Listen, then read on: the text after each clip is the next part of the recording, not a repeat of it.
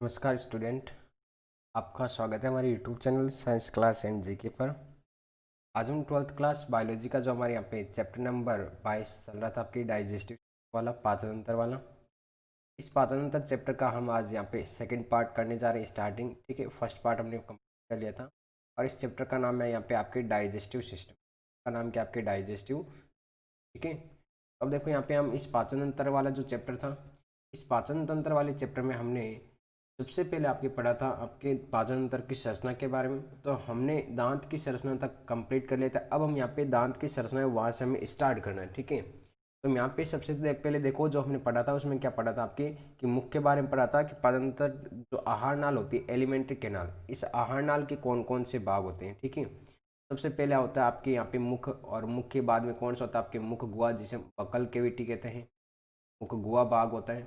और इस मुख गुहा के बाद में आपका ग्रेसनी जिसे हम फेरिंग्स कहते हैं, और फेरिंग्स के बाद में आपके ग्रास नली, कौन सा भाग होता है यहाँ पे ग्रास नली वाला भाग होता है। और इस ग्रास नली के बाद में कौन सा होता है आपके आमाशय का भाग होता है, और आमाशय के भाग के बाद में नेक्स्ट कौन सा होता है आपके छोटी आंत का पार्ट होता है, और छोटी आंत के बाद में कौन सा पार्ट होता है आपकी बड़ी आंत का पार्ट होता है। और इस बड़ी आंत के बाद में जो नेक्स्ट पार्ट होता है आपका, वो नेक्स्ट पार्ट हो जाएगा यहाँ पे मलासी, कौन सा हो जाएगा यहाँ पे मलासी हो जाएगा। और मलासी के बाद में नेक्स्ट कौन सा होता है आपके मलद्वार का पार्ट। ये मुख्य रूप से आपके आहार नाल के भाग होते हैं। एलिमेंट्री कैनाल के मुख्य भाग की बात करें तो ये भाग होते हैं। तो अब देखो यहाँ पे सबसे पहले आपके मुख गुहा से आहार नाल का भाग शुरू होता है। फर्स्ट नंबर भाग यहाँ पे ये हो जाएगी यहाँ पे आपका फेरिंग्स वाला सेकंड नंबर भाग, और ये आपकी यहाँ पे आपकी ग्रास नली हो जाएगी। ग्रास नली के बाद में ये आपका स्टोमक मतलब आमाशय हो जाएगा। आमाशय के बाद में नेक्स्ट आपके स्मॉल इंटेस्टाइन का भाग हो जाएगा ये, और ये आपके बड़ी आंत का भाग हो जाएगा। ये आपके यहाँ पे मलाशय हो जाएगा 7 नंबर, और ये आपका 8 नंबर यहाँ पे मलद्वार हो जाएगा। ये सारे भाग मिलकर किसका निर्माण करता है आपके आहार नाल का। फिर हम बात कर रहे थे यहाँ पे कि कुछ आपके इसमें पाचक ग्रंथियाँ भी पाई जाती हैं। उन पाचक ग्रंथियों की भी बात कर लेते हैं कि कौन कौन सी पाचक ग्रंथि है। तो सबसे पहले आपके एक मुख गुहा में यहाँ पे एक ग्रंथि पाई जाती है जिसे हम कहते हैं आपके सैलिवरी ग्लैंड्स कहते हैं। ये आपके 3 प्रकार की होती है, पैरोटिड ग्लैंड, सब लिंगुअल ग्लैंड, सब मैंडिबुलर ग्लैंड। ठीक है, यहाँ पे ये 3 प्रकार की होती है। फर्स्ट नंबर आपकी पाचक ग्रंथि ये हो जाती है। फिर सेकेंड नंबर पाचक ग्रंथि होती है ये आपकी यकृत ग्रंथि जिसे हम यहाँ पे लीवर कहते हैं, हमारे शरीर की सबसे बड़ी ग्रंथि। सेकंड नंबर हो जाएगी आपकी लीवर ग्रंथि। ठीक है स्टूडेंट, और नेक्स्ट हो जाएगी यहाँ पे आपकी अग्नाशय ग्रंथि जिसे हम यहाँ पे पेनक्रियाज ग्लैंड कहते हैं। ये आपके थर्ड नंबर यहाँ पे पाचक ग्रंथि हो जाएगी। इस प्रकार से आपके आहारनाल मतलब पाचन तंत्र होता है वो आपके 2 भागों में डिवाइड होता है। एक तो होता है आपके आहारनाल का भाग, एक कौन सा भाग होता है यहाँ पे आहारनाल का भाग, वह एक भाग होता है आपके पाचक ग्रंथियों का भाग है। एक कौन सा होता है यहाँ पे पाचक ग्रंथियों का भाग होता है। ठीक है, ये 3 भागों में यहाँ पे आप सॉरी 2 भागों में यहाँ पे डिवाइड होती है। तो आहार नाल के भाग में हमने सबसे पहले आपके पिछले वीडियो में पढ़ा था मुख के बारे में, इसके अलावा मुख गुहा के बारे में पढ़ रहे थे। ठीक है, उसमें हमें मुख गुहा में देखो हमें पढ़ना अब दांत के बारे में कि दांत के प्रकार तो हमने देख लिए थे, 4 प्रकार के होते हैं। उस दांत की हमें यहाँ पे संरचना देखनी है कि दांत की संरचना किस प्रकार से होती है। ठीक है, तो हमें यहाँ पे पढ़नी है आपके दांत की संरचना, किसकी संरचना, दांत की संरचना के बारे में। दांत की संरचना, दांत की संरचना में कौन कौन से भाग होते हैं। तो ध्यान रखना यहाँ पे दांत होते हैं वो आपके बहुत कठोर, यहाँ पे बहुत कठोर होते हैं। दांत कहते हैं यहाँ पे बहुत कठोर होते हैं। मैं एक एक पॉइंट को यहाँ पे अच्छे से लिख रहा हूँ, आप देखते रहना। ठीक है, दांत होते हैं आपके बहुत कठोर होते हैं। फिर देखो यहाँ पे सेकेंड नंबर पॉइंट ध्यान में रखना कि प्रत्येक दांत के 3 भाग होते हैं। ठीक है, प्रत्येक दांत के कितने भाग होते हैं आपके 3 भाग होते हैं। प्रत्येक दांत के 3 भाग होते हैं। देखो कौन कौन से 3 भाग होते हैं, मैं फर्स्ट सेकंड यहाँ पे भाग लिख रहा हूँ आपकी। सबसे पहले भाग होता है आपका रूट जिसे हम मूल का भाग कहते हैं। कौन सा भाग, मूल का। इसके बाद में जो सेकंड नंबर भाग होता है उसे कहते हैं यहाँ पे शिखर का भाग। कौन सा भाग कहते हैं आपके शिखर का भाग। और शिखर के भाग के बाद में नेक्स्ट भाग होता है आपका थर्ड नंबर ग्रीवा का भाग। कौन सा भाग होता है यहाँ पे, ग्रीवा का भाग। इस प्रकार से ध्यान रखना कि जो दांत होते हैं वो आपके 3 भाग होते हैं। देखो मूल का भाग मतलब रूट का भाग, ये आपके जो फर्स्ट नंबर ये भाग है यहाँ वाला, ये भाग कौन सा हो जाएगा यहाँ पे रूट का भाग है। ठीक है, जो आपके मसूड़ों में धसा होता है दांतों का भाग, वो कौन सा हो जाएगा यहाँ पे रूट का भाग हो जाएगा। फिर देखो नेक्स्ट यहाँ पे आपका शिखर का भाग हो जाएगा। शिखर का मतलब ये दांत का जो ऊपर वाला जो पार्ट है, ये पार्ट कौन सा हो जाएगा यहाँ पे आपकी शिखर का पार्ट हो जाएगा। ठीक है, ये सारा पार्ट कौन सा हो जाएगा यहाँ पे शिखर का पार्ट हो जाएगा। सेकेंड नंबर ये पार्ट कौन सा हो जाएगा आपके शिखर का पार्ट। फिर ध्यान रखना कि जो इतना सा पार्ट है आपके, ये भाग है, ये भाग क्या कहलाता है यहाँ पे ग्रीवा का भाग कहलाता है, थर्ड नंबर भाग। ग्रीवा का भाग मतलब यहाँ पे क्या होता है कि दांत होते हैं दोनों के मध्य मसूड़ा द्वारा द्वारा घिरा रहता है। मतलब दांत है ऊपर का पार्ट और नीचे वाला क्या आपकी मसूड़ा, तो इन दोनों से यहाँ पे दांत घिरा हुआ रहता है और इसे क्या कहते हैं मसूड़ा, और यही भाग कौन सा होता है आपकी ग्रीवा का भाग होता है। इस प्रकार दांत के 3 भाग होते हैं, एक तो मूल का भाग, एक आपके शिखर का भाग, एक आपके ग्रीवा का भाग। ठीक है, अब हम यहाँ पे नेक्स्ट बात करने जा रहे हैं कि जो दांत होते हैं, दांत का निर्माण किससे होता है। ठीक है, दांत का निर्माण किससे होता है, तो ध्यान रखना आपका दांत होता है, दांत का निर्माण, दांत का निर्माण, दांत का निर्माण अस्थि समान कठोर डेंटिन से होता है। किससे होता है यहाँ पे, अस्थि समान कठोर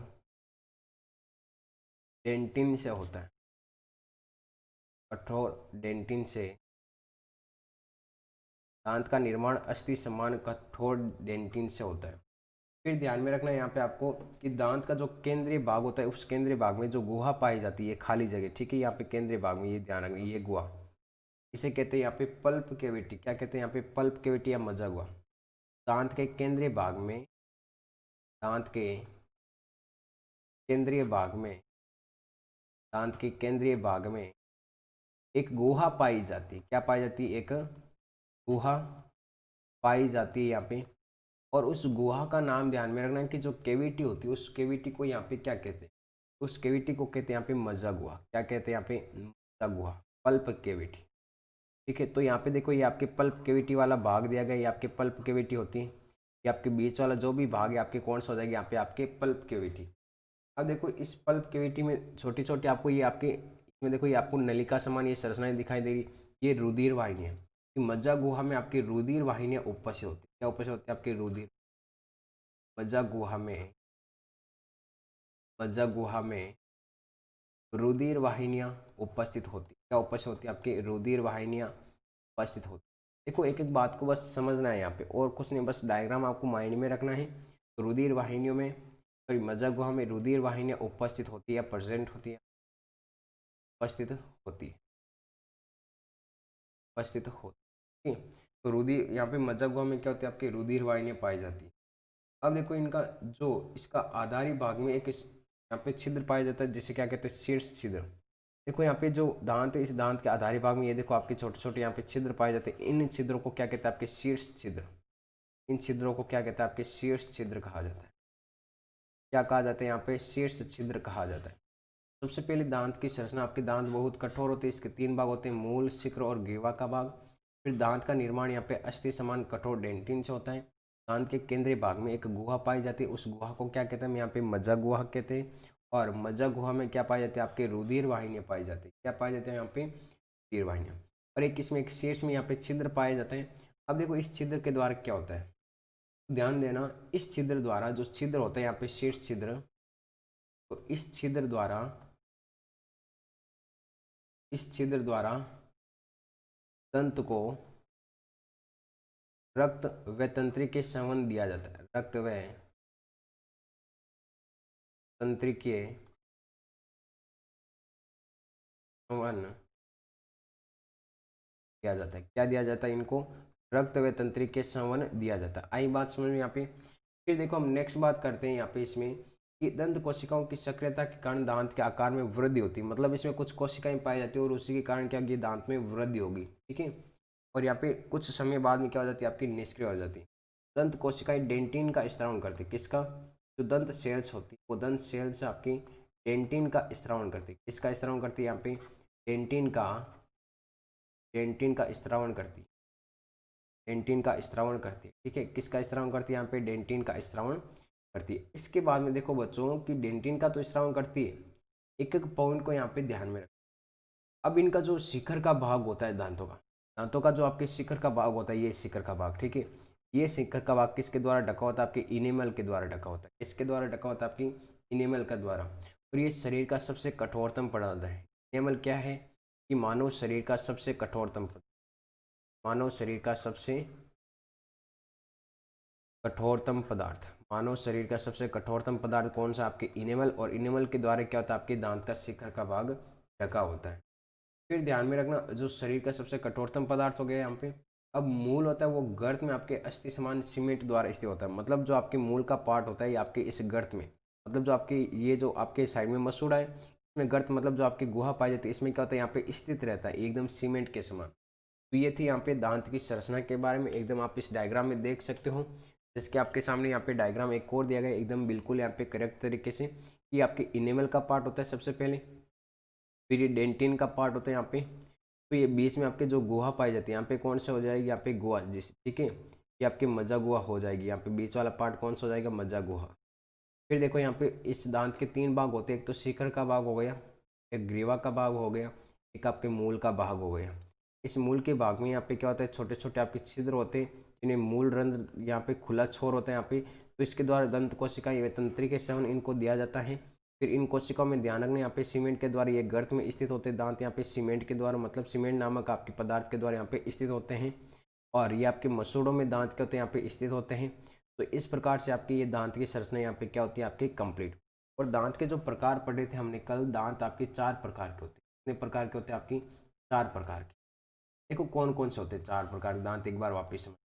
सबसे पहले दांत के प्रकार पढ़े थे हमने कृतक, कौन से दांत, कृतक।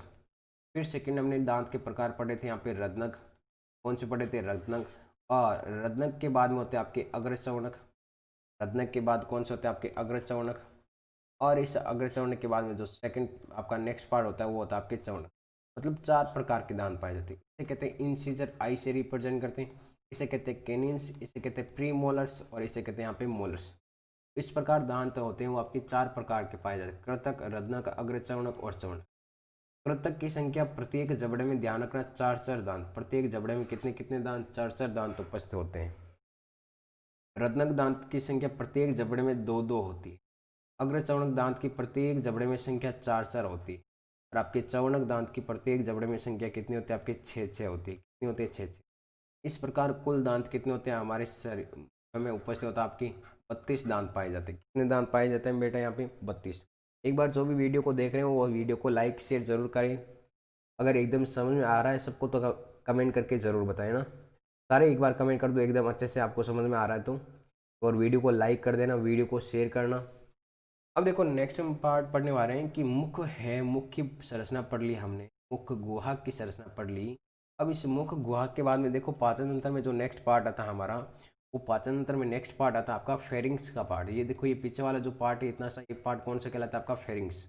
फेरिंग्स मतलब जैसे हम क्या कहते हैं यहाँ पे हिंदी में ग्रसनी कहते हैं, क्या कहते हैं यहाँ पे, ग्रसनी। तो इस ग्रसनी के पार्ट को हम यहाँ पे पढ़ने वाले हैं कि ग्रसनी का पार्ट हमारे शरीर में क्या कार्य करता है।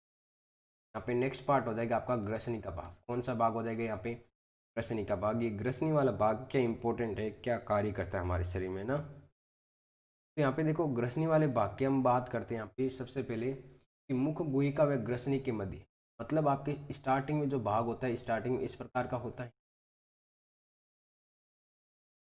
तब ये आपके स्टार्टिंग में क्या होता है, आपकी मानव का अगर देखो तो ये आपके इस प्रकार से भाग आपके खुला होता है। तो ये भाग कौन सा हो जाएगा यहाँ पे, ग्रसनी। ये भाग कौन सा हो जाएगा, ग्रसनी। ये भाग भाग नेक्स्ट कौन सा हो जाएगा यहाँ पे, ग्रासनली। कौन सा हो जाएगा यहाँ पे, ग्रासनली।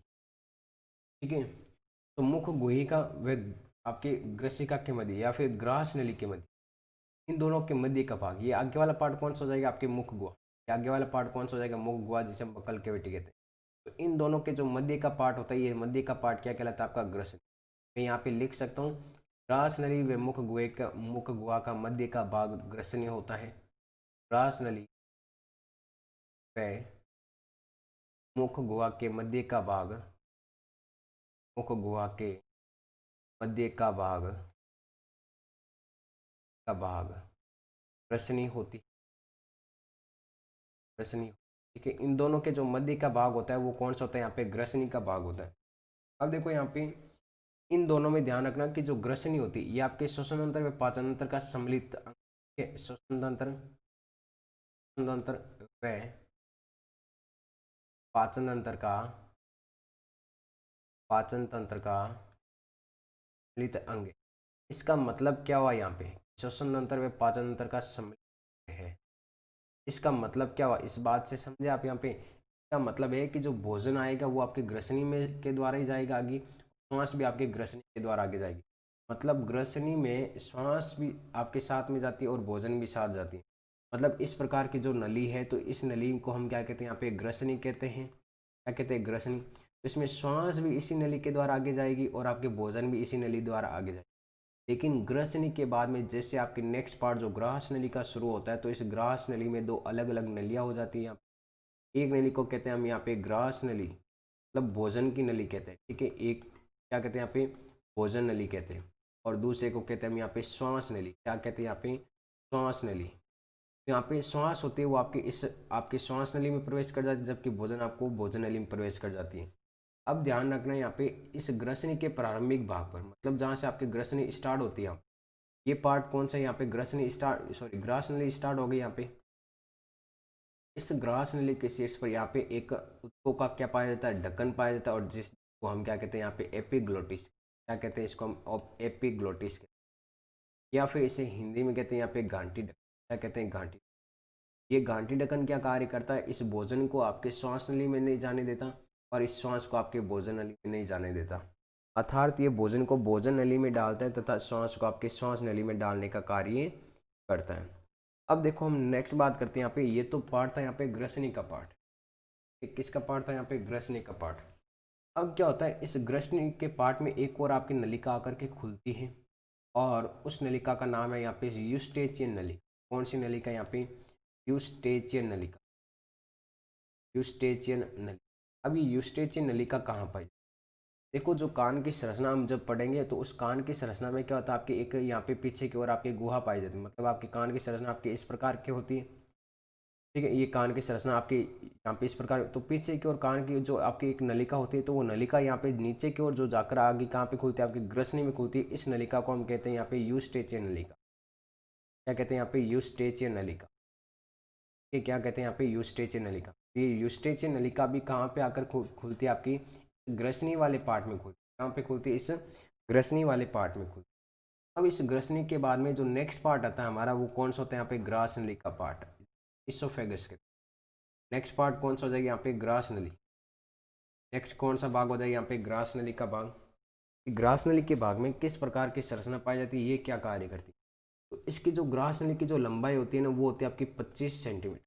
ग्रास नली की लंबाई कितनी होती है यहाँ पे, 25 सेंटीमीटर होती है।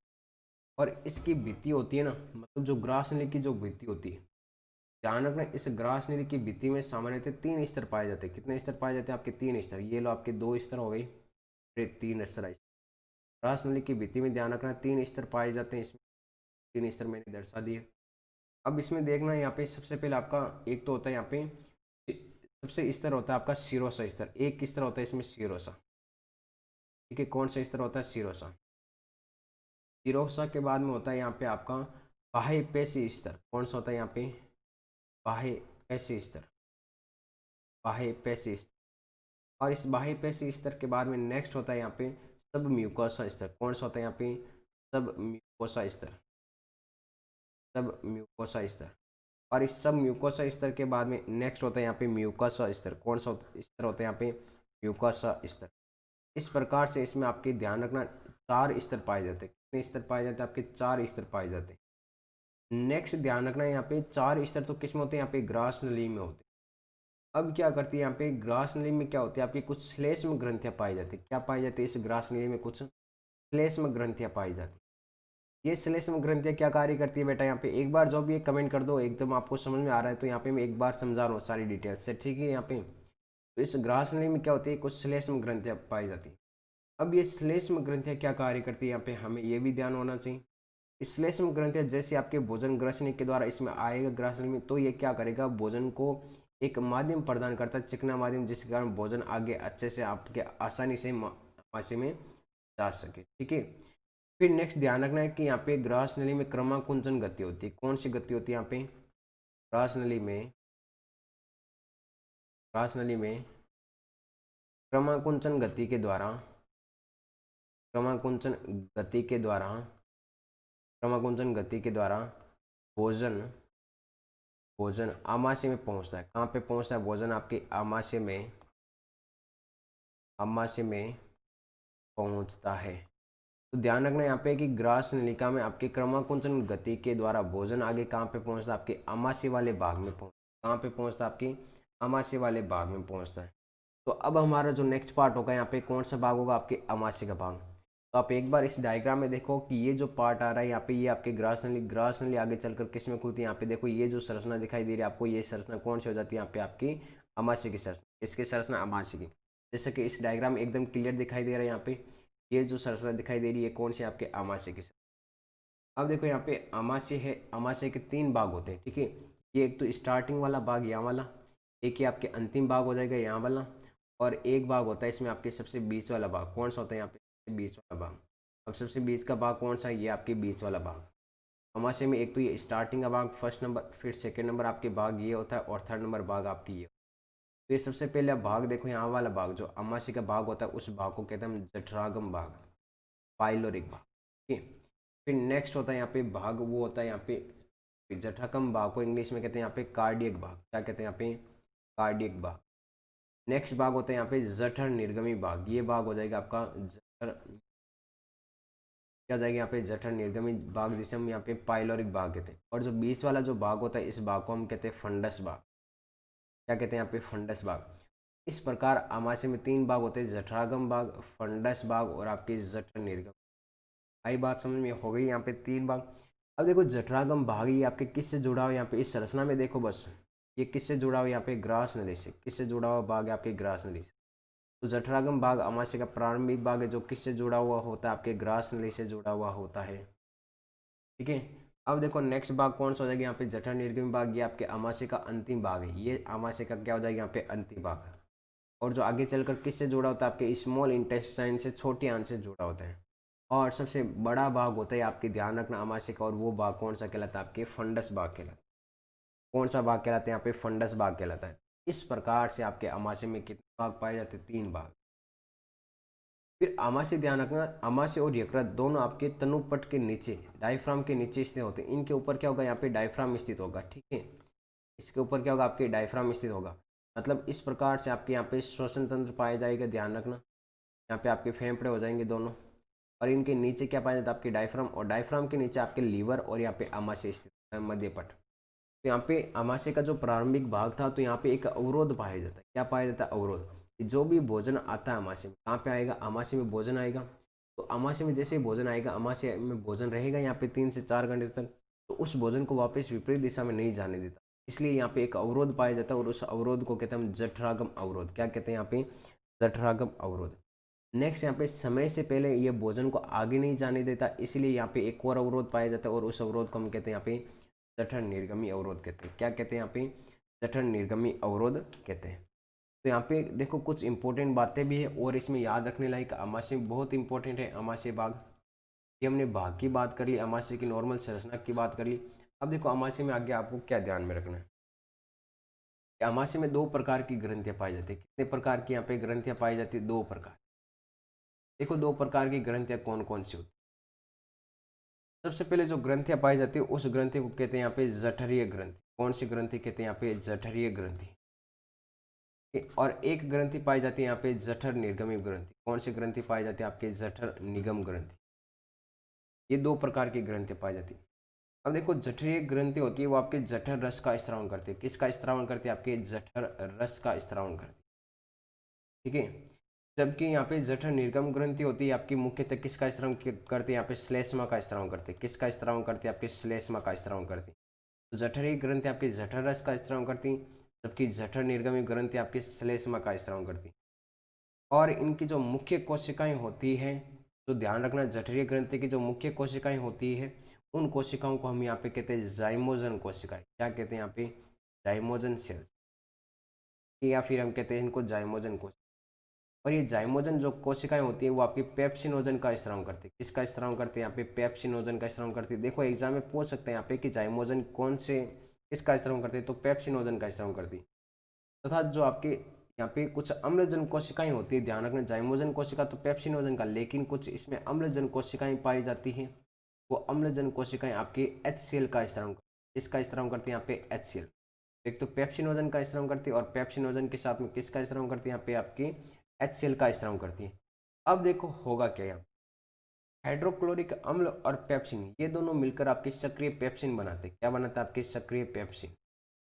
सक्रिय पेप्सिन बनाते हैं। और ये सक्रिय पेप्सिन किसका पाचन करेगा? आपके प्रोटीन का पाचन करेगा। का पाचन करेगा यहाँ पे? प्रोटीन का पाचन करेगा। आई बात समझ में इतनी? एक बार सारे कमेंट कर दो, बातें समझ में आ रही है तो यहाँ पे एक बार सारे कमेंट कर दो, यहाँ पे बातें समझ में आ रही तो। फिर ध्यान रखना, आमाशय का एक भाग देखा था अभी हमने जो फंडस भाग, ये आमाशय का 80% भाग बना। कितना भाग बनाते हैं यहाँ पे? 80% भाग बनाते हैं। यहाँ पे विशेष प्रकार की जो कोशिकाएं होती है, ये कोशिकाएं किसका स्त्राव करती है? आपकी पेप्सिनोजन का स्त्राव करती है।